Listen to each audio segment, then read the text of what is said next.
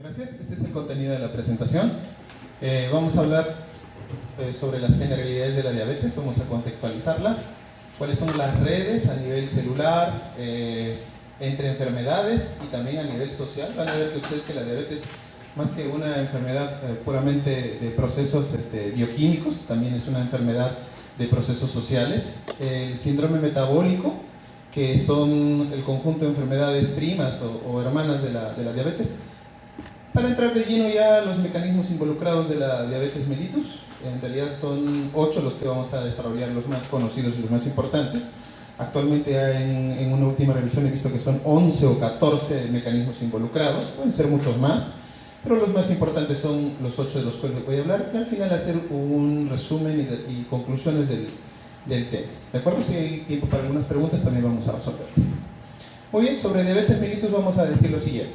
Es un problema que va en aumento, ¿sí? Es un problema que tiene un impacto en millones, en cientos de millones de pacientes con la enfermedad. Para el 2017 tenemos más o menos 450 millones de personas en el mundo con la enfermedad. Y para el 2045 estos niveles se van a triplicar. Miren, aquí podemos ver mejor en esta diapositiva. Para el 2017 tendremos 425 millones de personas en el mundo. Y como ustedes verán, a partir del año 2000 ha habido un incremento mayor de la enfermedad. Y el Perú no está ajeno a esta realidad. La prevalencia de la enfermedad es, perdón que no se vea bien la diapositiva, perdón, los números. La prevalencia nacional de la diabetes en mayores de 25 años, según este estudio desarrollado por el Dr. Seclen y colaboradores, es del 7%. ¿Sí? Y miren ustedes, es mayor en la costa que en la sierra y que en la selva. Y es mayor en Lima que en el resto de regiones. ¿Sí? Y más o menos, miren, el diagnóstico nuevo, cuando se ha hecho ese estudio, es casi la mitad. Es decir, 1 de cada 2 personas no sabe que tiene la enfermedad. Y para definirla vamos a decir que no es una enfermedad de la diabetes, es un conjunto.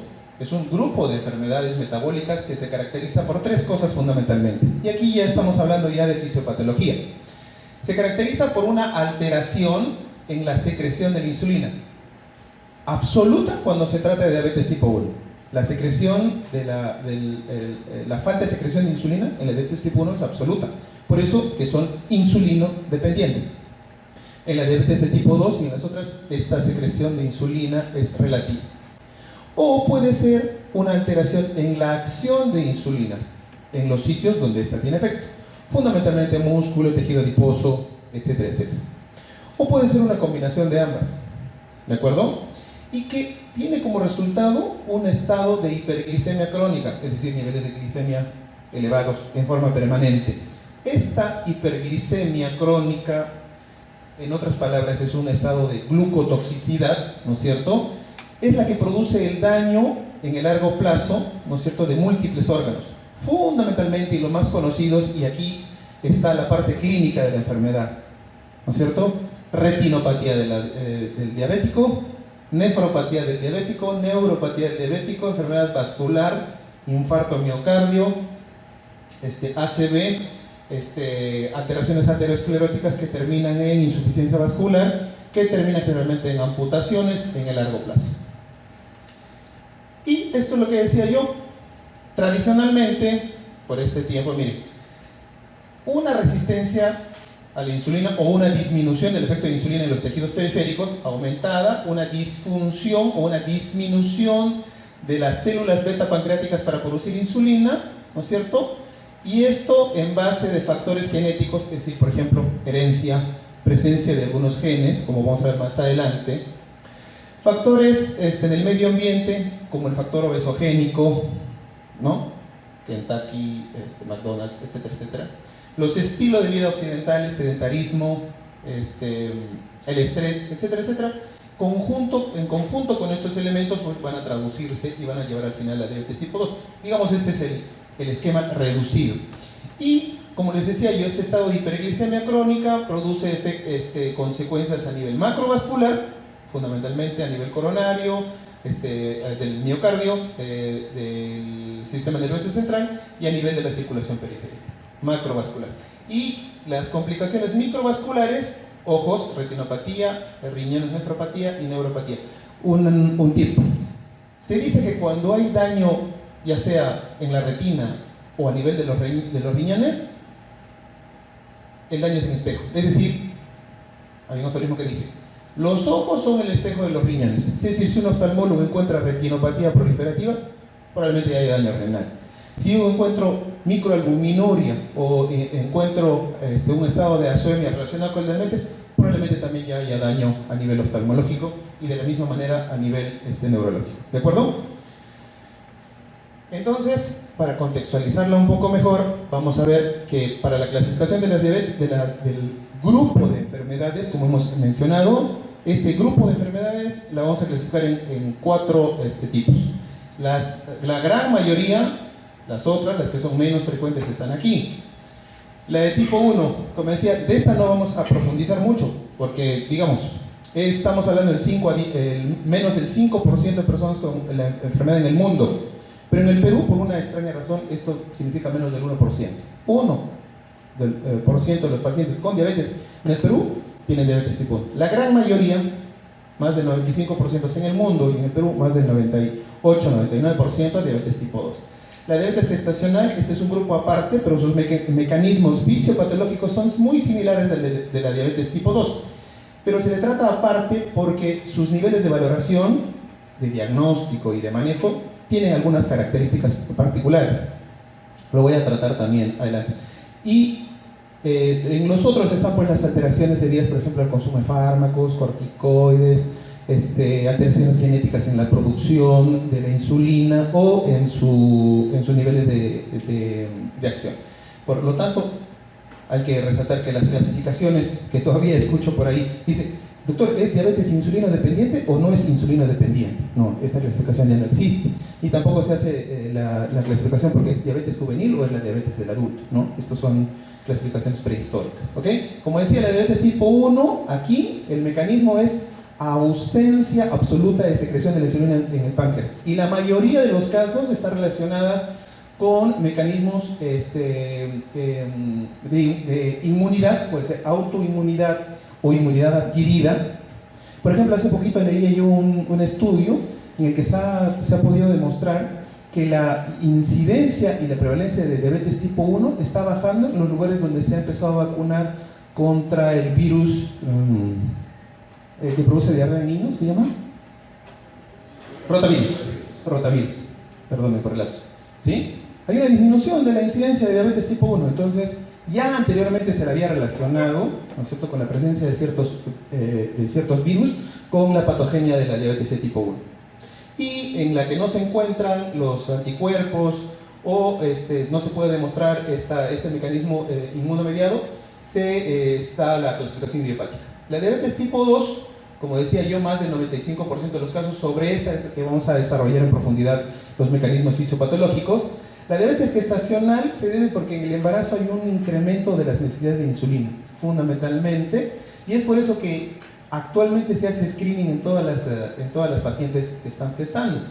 Y el diagnóstico se hace entre las 24 y 28 semanas, con un test de tolerancia a la glucosa, igual que se hace en la diabetes tipo 2. ¿Ok? Y los otros tipos de diabetes, a eso los vamos a mencionar. No se preocupen, les voy a dejar así, ¿no? Las láminas se quedan aquí.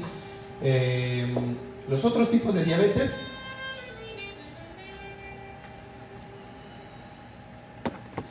Los otros tipos de diabetes tienen que ver con 5 mecanismos fundamentalmente. Primero, los que están relacionados con defectos genéticos en la función y secreción de la insulina por parte de la célula beta. Y estos agrupan a este conjunto de diabetes que se llama diabetes MODY, o la diabetes, ¿no es cierto?, del adulto del inicio juvenil. ¿Ya? Aquí el daño está en una mutación que se da en este gen, o en el gen de la glucoquinasa, por los cuales hay una disminución de la secreción de la insulina, pero esta secreción es absoluta. Por esto estos pacientes responden bien con sulfonilúrias. Por ejemplo, glibenclamida. Van bien. Suficiente, necesitan un pequeño estímulo para incrementar la producción de insulina y tienen una buena respuesta. ¿Ok? y es más frecuente en menores de 25 años. Los niveles de glucosa no son muy elevados, tienen hiperglicemias leves, 130, 140. Generalmente no se acompañan de cetoacidosis, ¿ok? Y las más comunes son la de tipo 2 y la de tipo 3. Esta generalmente aparece en edades más tempranas y un poquito después. Los que se deben a defectos genéticos en la acción de insulina. Estas pueden deberse en alteraciones en el receptor de insulina de tipo 1, ¿no es cierto? Por ejemplo, en la que se da en la resistencia a insulina de tipo A, en el que se da en la diabetes lipotrófica. Otros tipos de diabetes que se deben a alteraciones del páncreas exocrino. El páncreas exocrino es la mayor parte del páncreas, ¿sí? El páncreas endocrino solamente es la menor proporción, pero también las lesiones como las pancreatitis o los pancreatomizados, o los que tienen neoplasias, o los que tienen otras enfermedades que afectan el páncreas como la fibrosis quística, o la acumulación de otros elementos como la hemocromatosis, también pueden alterar la secreción de la insulina y producir diabetes, ¿sí? Una característica, las enfermedades endocrinas están muy relacionadas. Las endocrinopatías, miren, casi todas, casi la mayoría, están relacionadas también con la diabetes. ¿Por qué? En su gran mayoría porque estas también producen una alteración en la acción de la insulina por incremento de las hormonas contrarreguladoras. A conocer, una hormona de crecimiento en la acromegalia, el cortisol en el síndrome de Cushing, el incremento del glucagón en el glucagonón, ¿ok? Y de las catecolaminas en este grupo de enfermedades. Pero también las otras enfermedades endocrinas como el hipertiroidismo o el aldosteronoma. El aldosteronoma, ¿por qué se produce un estado de hiperglicemia aquí?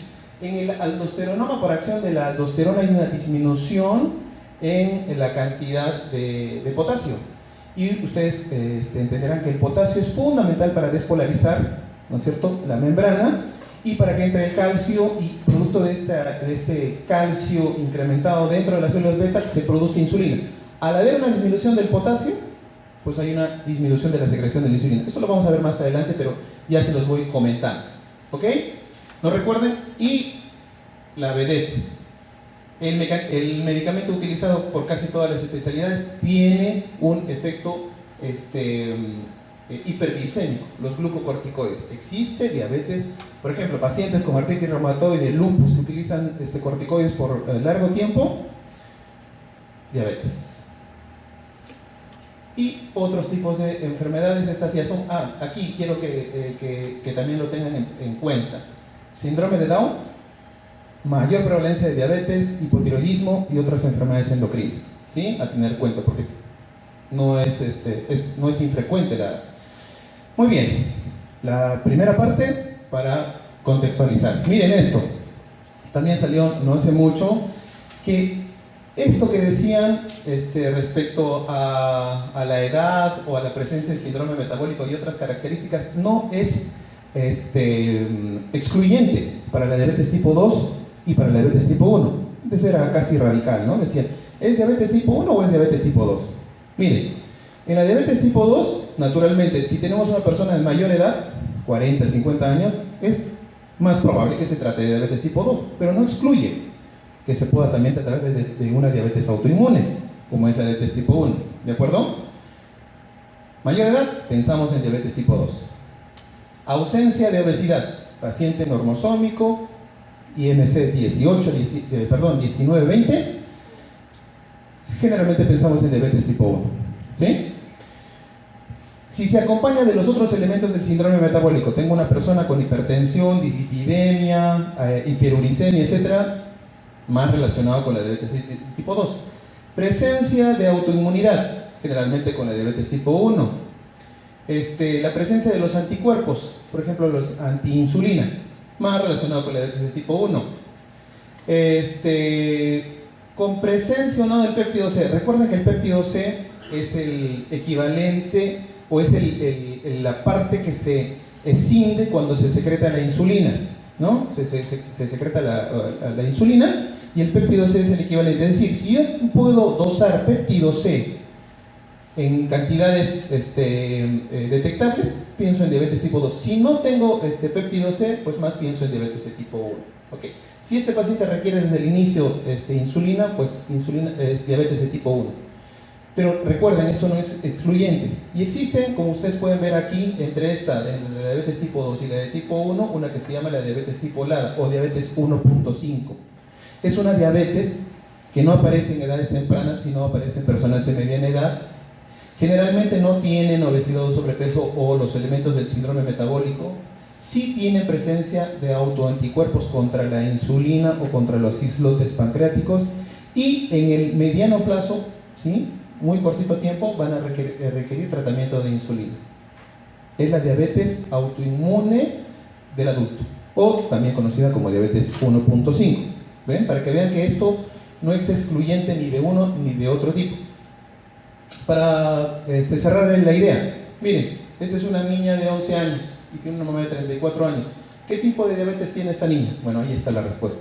Pensaríamos que si solo hablamos por la edad, ¿no?, sería más frecuente diabetes tipo 1, pero miren, una niña que tiene obesidad, si vemos aquí en el cuello tiene acantosis nigricans, tiene probablemente en el ambiente familiar el mismo tipo de alimentación hipercalórica, etcétera, etcétera. Esta niña de 11 años tiene diabetes tipo 2.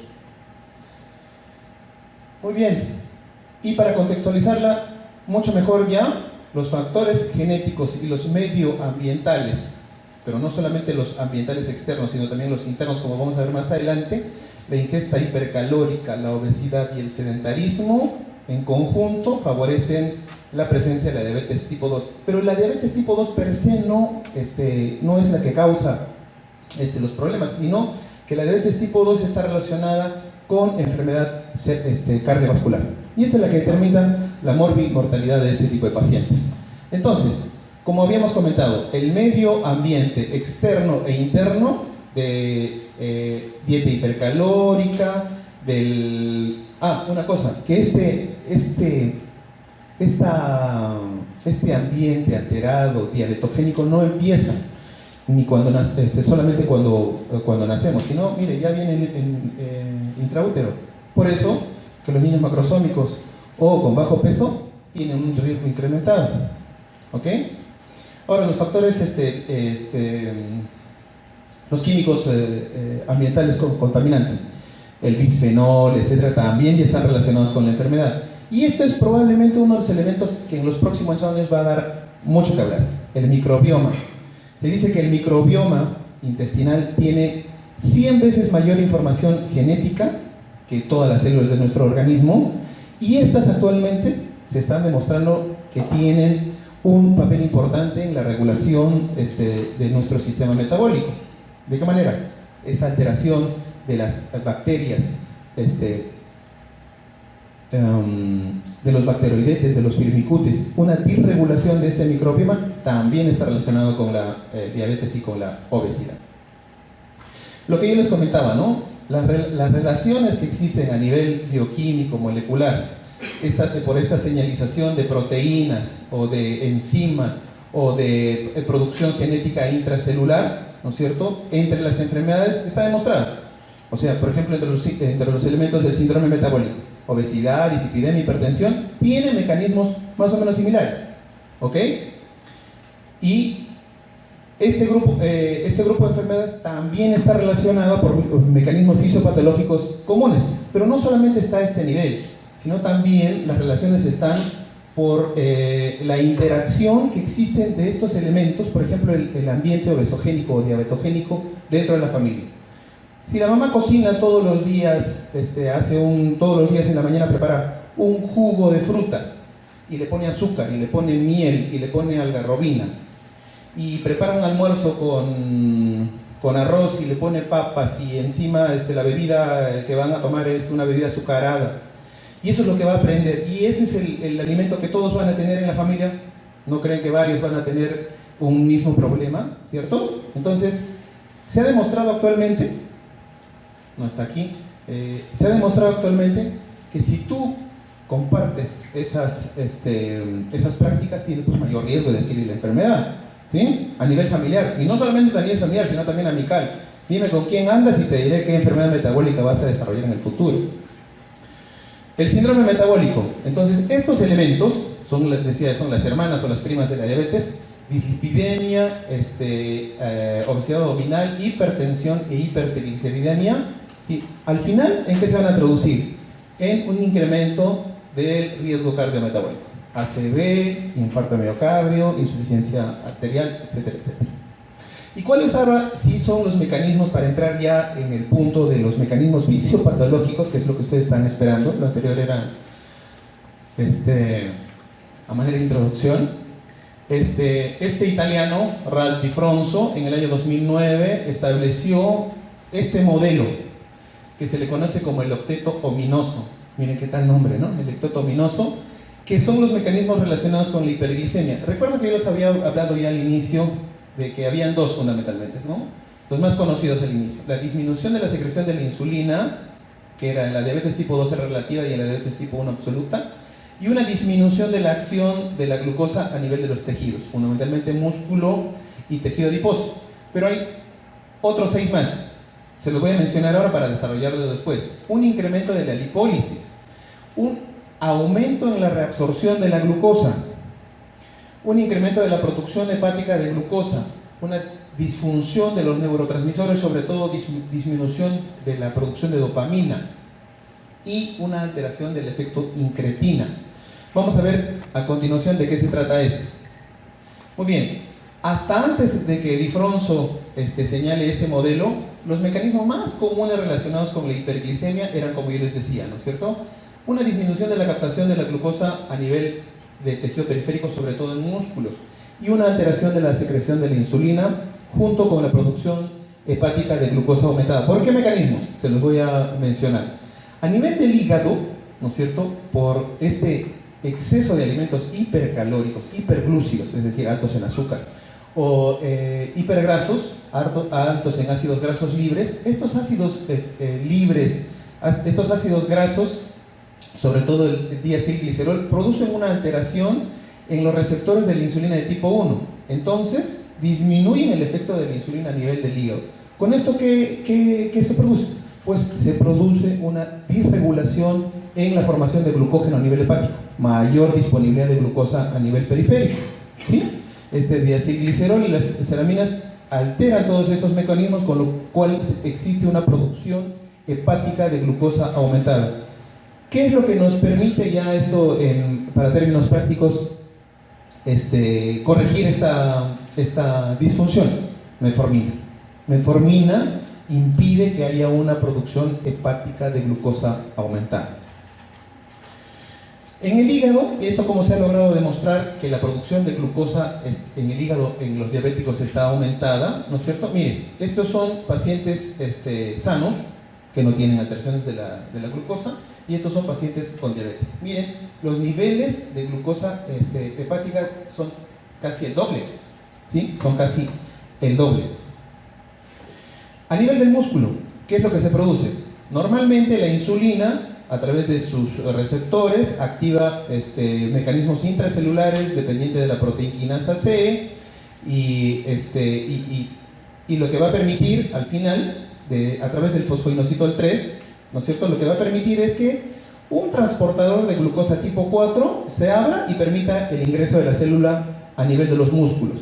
Pero al haber una alteración de los receptores, como vamos a ver más adelante, la captación de la glucosa está disminuida. Mayor hiperglicemia. Segundo mecanismo involucrado, ¿no es cierto? Y naturalmente, como la insulina no puede actuar, pues también se incrementa. Hiperinsulinemia.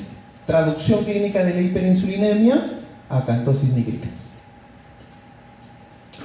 Y esto se logró demostrar de la siguiente manera. Miren, a nivel muscular, la captación de la glucosa mediada por la insulina está muy disminuida. Esto ocurre en los pacientes con diabetes, y esto ocurre en los pacientes sanos, que no tienen la enfermedad. Los niveles de glucosa, de la captación de la glucosa en los pacientes diabéticos está muy disminuida. Esto se ha demostrado con estudios a nivel muscular, ¿no es cierto?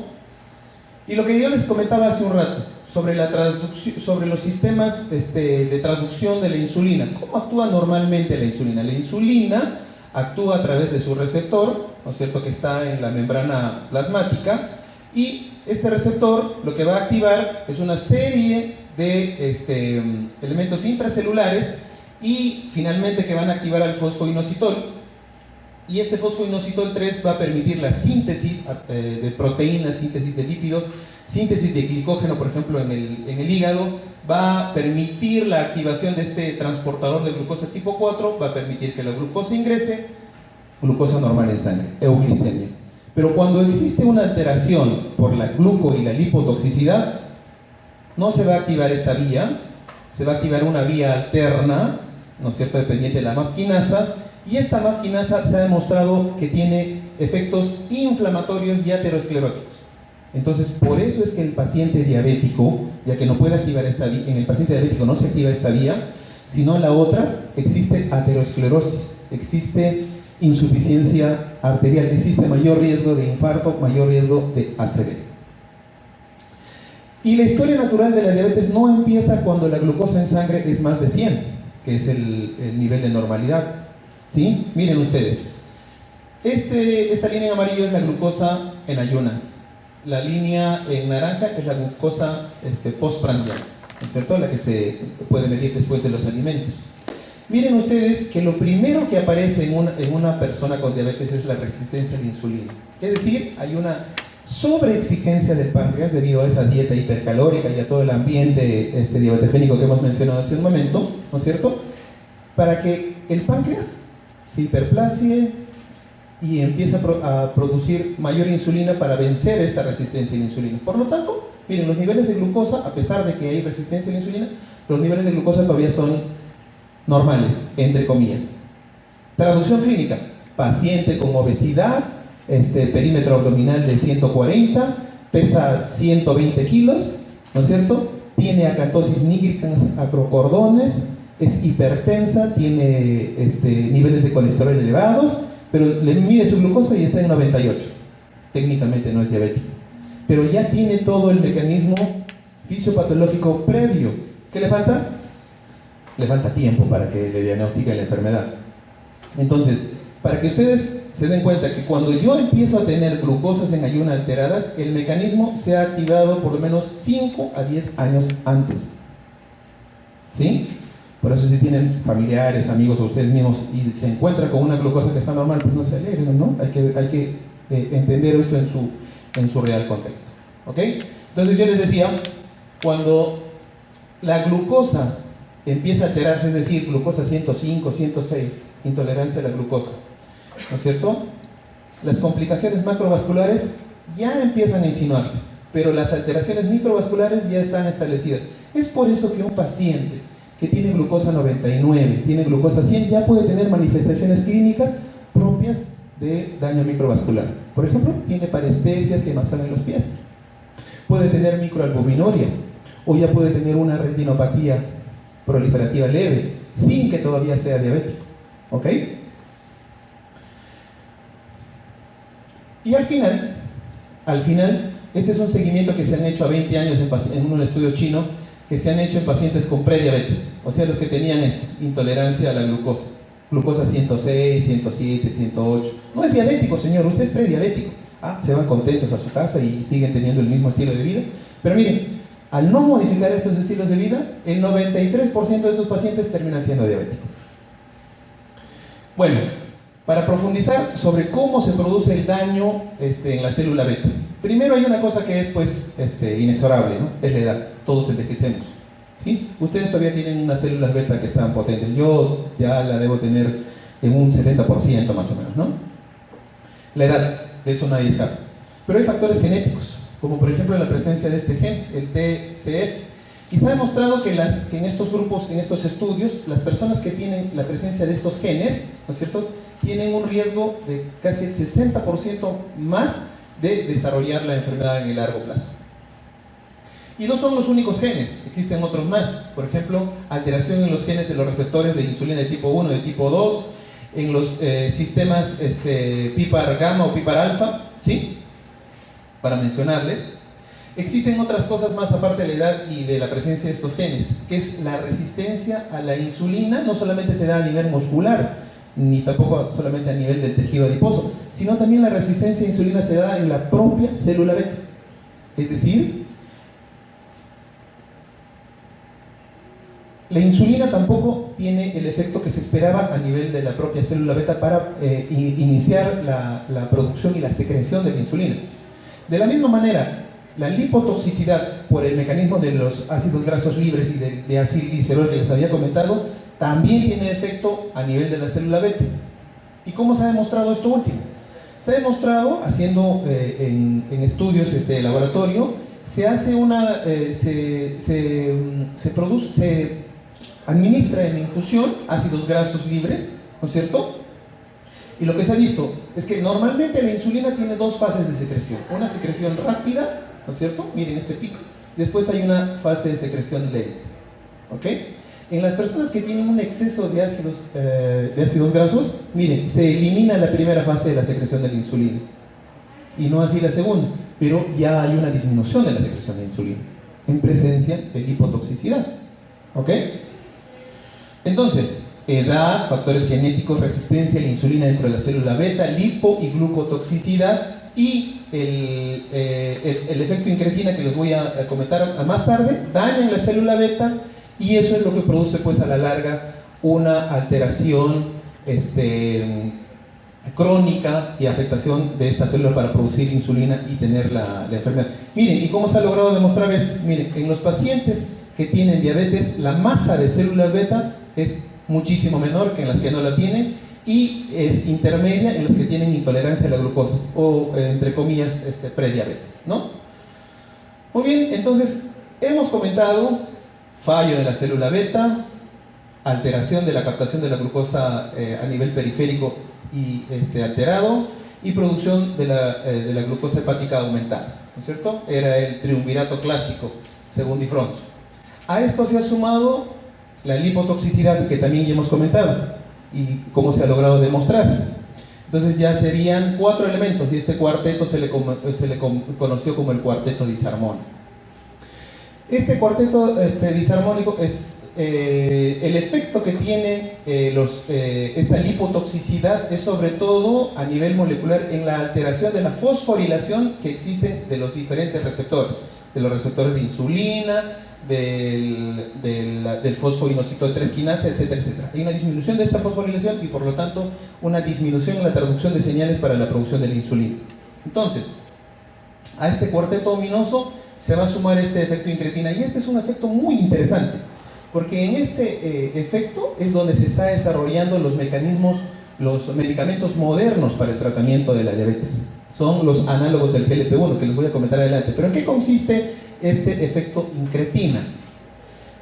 Normalmente tenemos nosotros un sistema de incretinas que son un grupo de sustancias que se producen en el intestino y que se liberan después de la ingestión oral de nutrientes. Verbigracia, usted se comió un pan con mermelada, ¿sí? Se comió un pan con mermelada y después de eso existe una elevación de la producción de insulina gracias a este efecto incretina. Ahorita lo voy a mostrar. Sobre todo los hidratos de carbono.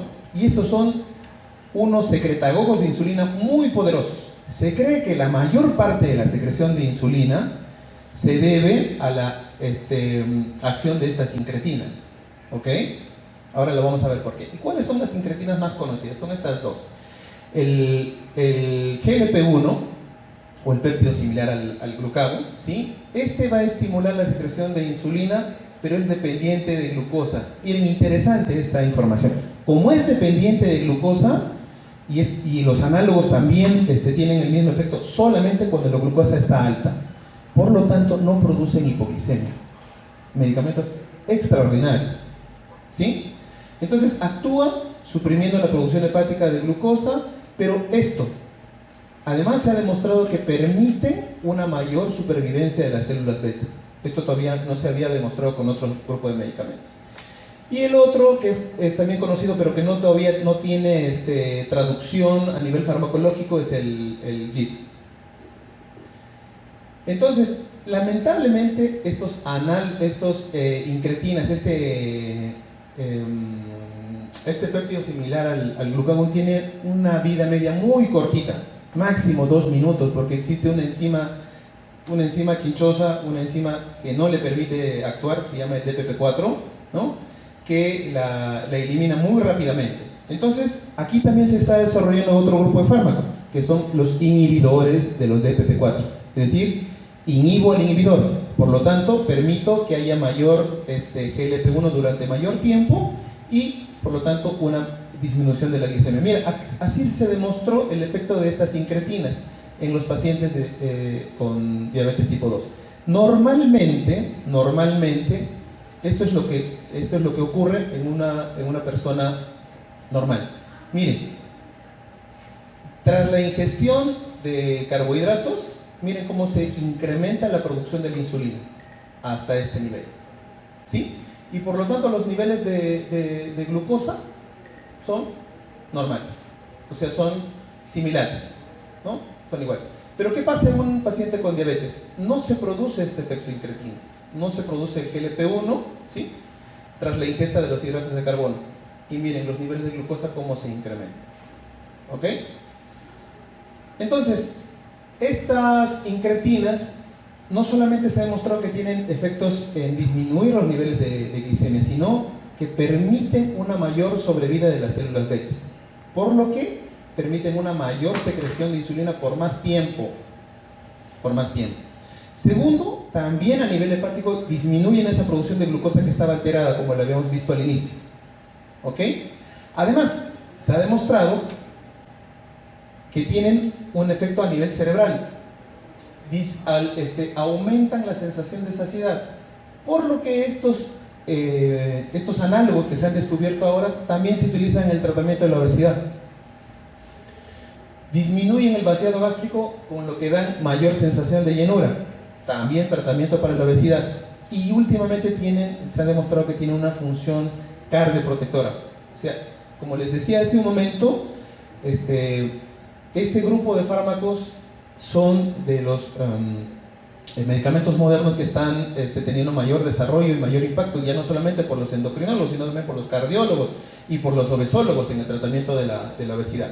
Entonces ya teníamos los 6 mecanismos, ¿no? Para recordar: secreción de insulina alterada, incremento de la producción de glucosa por el hígado, una disminución de la captación de la glucosa, resistencia a la insulina, una lipólisis incrementada, un efecto incretina alterada.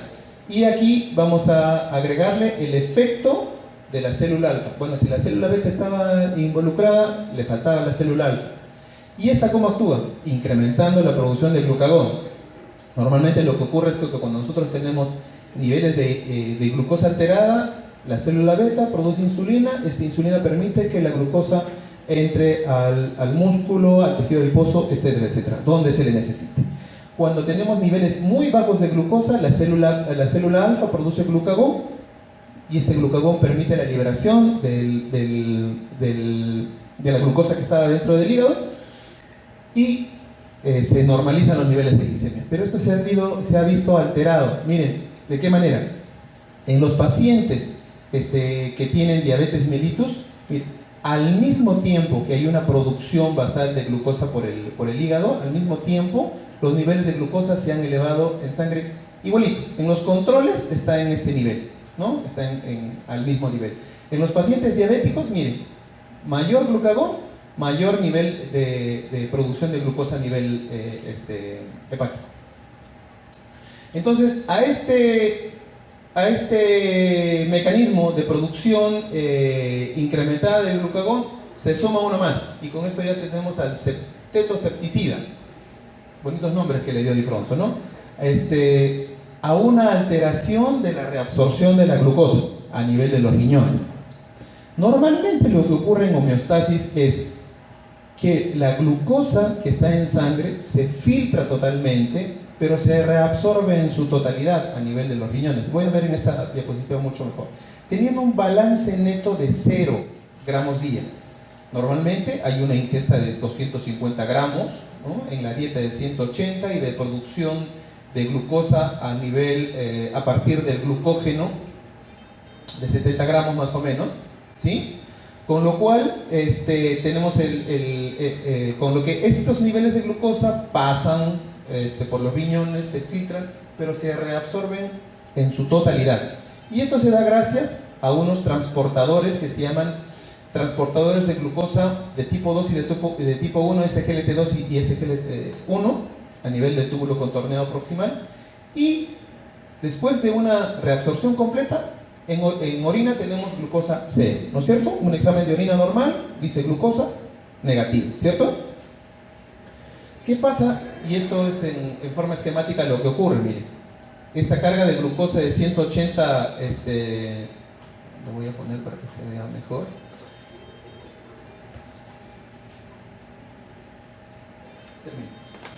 Entonces, miren lo que ocurre aquí.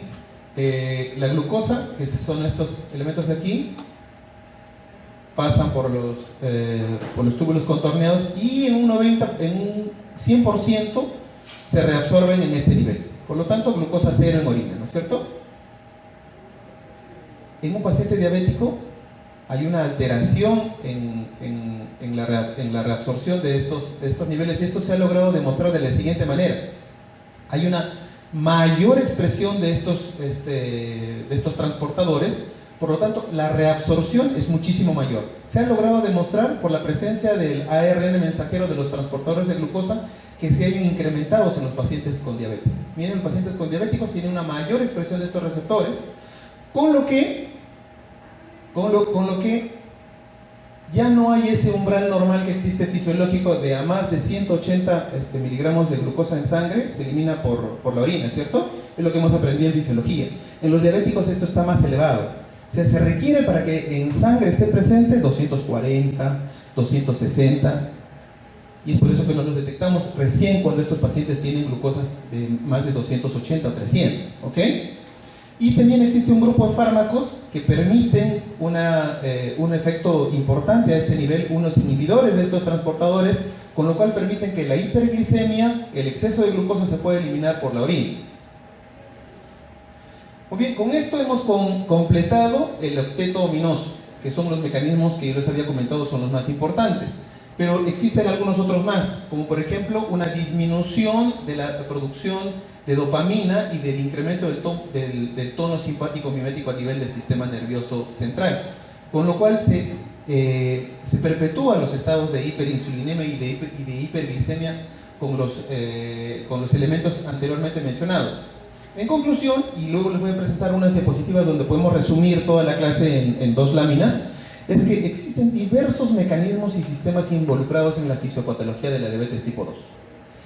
Esta diabetes tiene una base genética, como hemos visto que hay algunos genes que están involucrados, ¿sí?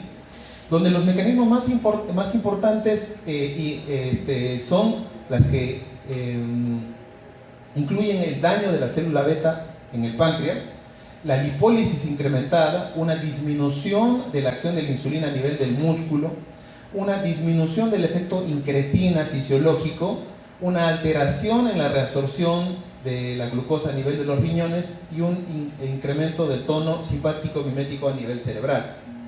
Entonces yo les decía que esta lámina de la fisiopatología de la diabetes tiene una traducción que a ustedes les va a parecer más cercana y más fácil de recordar. Miren, el efecto final, ¿no es cierto? El efecto final en la diabetes de tipo 1 es una falla en la producción de la insulina. En la diabetes de tipo 1 absoluta, en la diabetes de tipo 2 relativa. Pero este es el denominador común.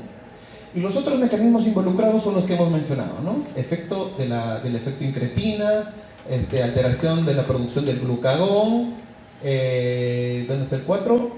Una lipólisis incrementada, disminución de la captación de glucosa a nivel del músculo y un incremento de la producción de la glucosa a nivel hepático.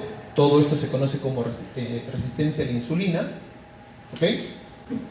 A nivel de los riñones, la reabsorción incrementada, y así, y lo que yo les comentaba, seguramente en esto vamos a tener mayores novedades en los próximos años, ¿no es cierto? El tema alteración del microbioma, de efecto a las dietas hiperglicémicas que hay. Y esto de acá, mire, se traduce en que para vencer o para contrarrestar el efecto de la disminución de la insulina, ¿qué utilizamos? Utilizamos este grupo de medicamentos. Para vencer la insulina resistencia, este grupo de medicamentos, metformina, tiazolina y dianas. Para el efecto incretina, lo que habíamos comentado, ¿no es cierto? Y a nivel cerebral también les había comentado cuál era el mecanismo por el cual se está utilizando como tratamiento para la obesidad. Los inhibidores de la reabsorción del SGLT2 a nivel de los riñones. ¿Ok? En conclusión, lo que queremos es que los órganos y los sistemas involucrados en la fisiología, en la regulación de los niveles de glucosa en sangre estén armónicos y no disarmónicos, como decía Lifrons, ¿sí? Que estén orquestando de una manera permanentemente libre de estados que nos vayan a llevar a esta hiperglicemia, y que fundamentalmente, como yo les comentaba, y por eso hablé en la parte de este tema de la fisiopatología, no solo tiene que ver con mecanismos moleculares o bioquímicos, sino también tienen que ver con prácticas, con conductas, con actitudes, con comportamientos que los aprendemos en la familia y que los reforzamos en los espacios donde compartimos con los amigos y en otros lugares. ¿De acuerdo?